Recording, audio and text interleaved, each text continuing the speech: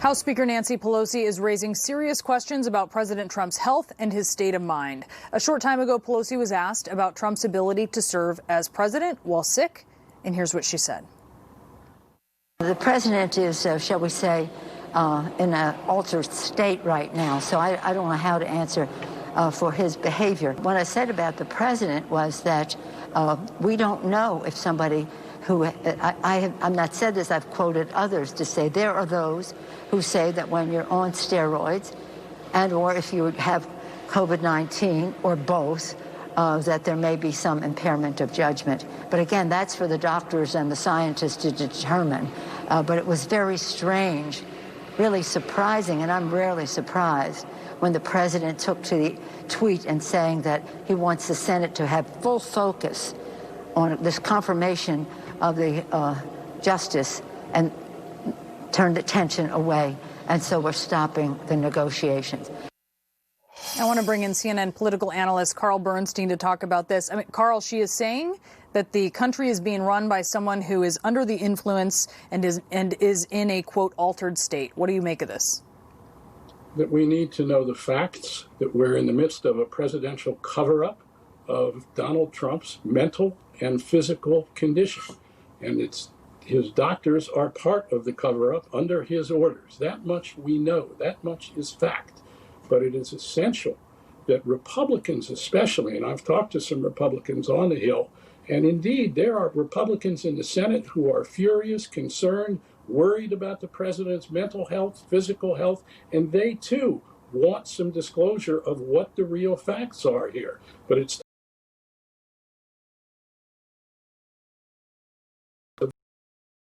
leadership such as this in the midst of an election campaign in which we have not a real clue, a scientific clue, because the doctors have not been willing to give us what the facts are about the erratic behavior, obvious erratic behavior of the president.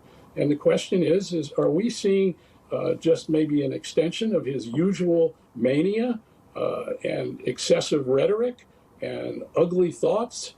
Or is this partly the result of real physiological and mental impairment? We need to know this immediately in the interest of our national security. Isn't that part of the issue, though, here, Carl? Because, look, if you had Bill Clinton or George W. Bush or Barack Obama behaving like this, there would be no doubt. You wouldn't need a doctor to tell you that they're under the influence of medication and that clearly it's having an effect on them. But in this case, the president is usually erratic. His behavior is usually abnormal. And so it's hard to draw the line between what is erratic and erratic plus steroids or something else that's affecting it. Isn't that part of the issue here? Well, it's part of the issue, but really we need facts, and there are facts available.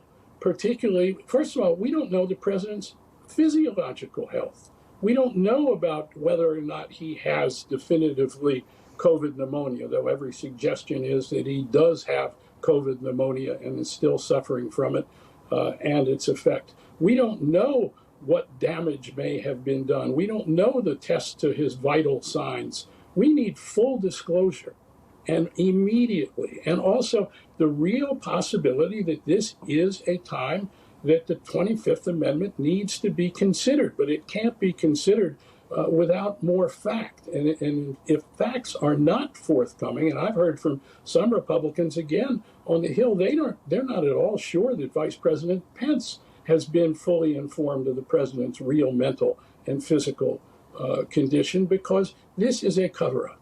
It is a cover-up clearly directed by the President of the United States and his closest aides in the White House and his family to keep the American people from knowing when he got this illness. What's the timeline?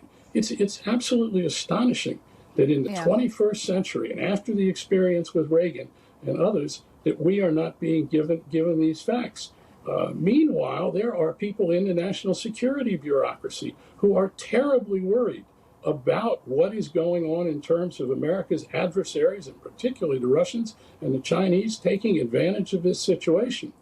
It's ongoing. I believe Director Wray is very, very, at the FBI, is very concerned about the president's health, mental and physical, and how it is undermining this lack of disclosure, the national security interests of this country. We are at a dangerous, dangerous moment. And we can see that our normal democratic systemic norms are not coming into play here in a way that are keeping us from the danger that this president is throwing at our country and the security of the world, really, because the United States is depended on for stable leadership. Right now, we have the most unstable leadership that we have seen, I would say, in my lifetime. And it's demonstrable. And a cover-up has got to be ended by Republicans and Democrats in this instance saying, come on, we need the facts, we need them today. And this is, the president cannot tell his doctors, don't tell them what's wrong with me, and don't tell them when I got sick, and don't tell them what I have, and don't tell them that perhaps the drugs are causing me mental impairment, because mental impairment is a big question right now. These are very important questions that need to be answered. Carl Bernstein, it's always great to see you. Thank you so much for coming on. Good to see you.